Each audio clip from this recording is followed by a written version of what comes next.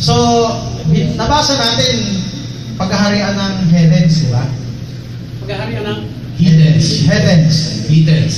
Ang ibig sabihin ng heavens, nag-fit siya doon sa Matthew 25. Pagbalik ni Kristo, hiniwalay niya yung sheep and goats. Nung hiniwalay niya yung sheep and goats, hindi siya kilala. Hindi siya kilala. So mga heathens yun. Kahit yung mga tumulong doon sa mga na righteous, yung mga bride, no? Kahit sa mga anak ng Diyos, hindi rin nila kilala si Kristo. So heathen sila. Okay? Ngayon, hindi sila kasama sa wicked na everything will be killed. Everything will be killed. Nakasulat sa Malakay, kung pinadovetail natin, yung wicked. Upos ang wicked. Tama? Yes. So yun ang dovetail nun. So yung Quinote ni Paraleo, naalala ko din kanina, yung Quinote ni Paraleo, Isaiah 24:6, dovetail din dun. Oo, heavens. Kasi few men left. Tama. Sa hindi, ganito. Yung Isaiah 24:6, kung nagdagdagan natin ha, hindi lahat makakapasok sa millennium. Kasi meron nga papatay yung umusig doon sa nakakulong na believer. Yung umusig doon, hindi sila papapasukin, papatayin sila. Pero yung tumulong doon sa nakakulong na believer, na habang inuusig sila na, yung mga heathens na hindi kilala si Kristo, sila yung papapasukin doon sa millennium. Kaya meron ruling with a rod of iron. Yung ruling with a rod of iron, hindi pwede 100 years kasi after the millennium is over, Satan will be loosed from his prison. At that period, hindi na yan ordinary ruling. Yung Satan loosed from his prison, yan na yung after the millennium. Yan na yung little season.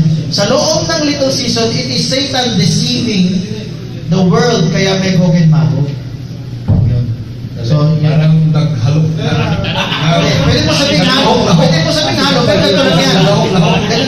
Hindi ko babangga. Alam mo, sa Reverend Francis, naniniwala ka ba sa quote ni Reverend Ham? Na binasa ko. Binanggit ko nga yung quote eh.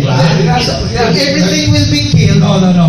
So yeah, tama, everything will be killed. Tapos dinugtong niya, the rod of iron is after the millennium. Naniniwala ka ba doon? Oo. Di after the millennium. Hindi, sorry. Hindi after the millennium. After the millennium. Kababasa ko lang sa iyo eh. No. Judge sabi niya. with a rod of iron. Yan na mismo ang quote. Yan ang quote. After the millennium, after the 1,000 years, Great White Throne Judgment. Great White Throne Judgment. Tama. Ang tawag ng Great White Throne Judgment. After the 1,000 years, the Great White Throne, the dead, both and rise, open the book of life, and then judge all nations with them. Tapos ilalagay mo dun sa millennium. Binukod ko nga yung judge dun sa rule. Bakit mo binubukod? Kasi naman binukod ng prophet. Yung wording ng prophet, saka yung wording ng Bible, yung judgment, Great White Throne Judgment. Pero yung ruling, yan yung ruling in the millennium. Saan nakasulat ruling in the millennium dyan sa Pope? Sige. Saan ka? Mix up, Brother Francis. Bigay ka lang po. Yung kanina nga, yung Nami-mix up. yung heathens na pinote kanina. Yung heathens. Oo nga, yung Pinunuan na heathens. nga eh. Rule na nga yun eh. Tama, yung heathens. Okay. Rule na yun. Ang heathens nilalagay natin sa millennium. Okay. Nilalagay mo millennium ang heathens. Okay. So, that means nandyan si Satanas. No. Oh, Si Satanas heathens kasi. naka-bound for 1,000 years. Okay. Bound siya. Okay. So, balik natin ha. Yung sinabi ko kanina.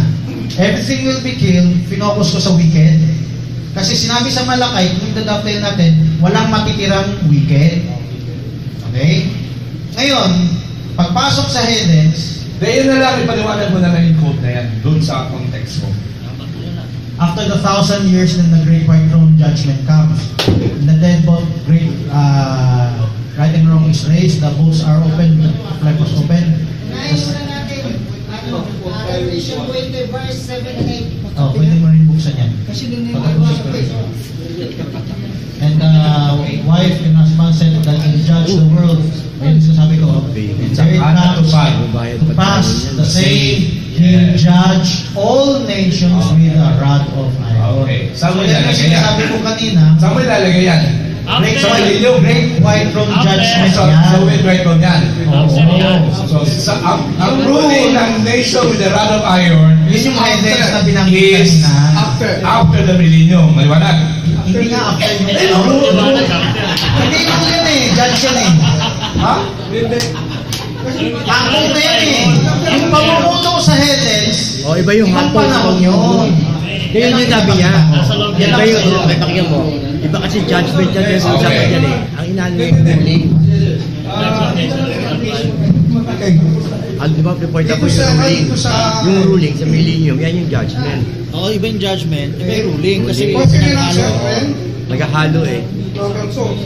Paragraph 233.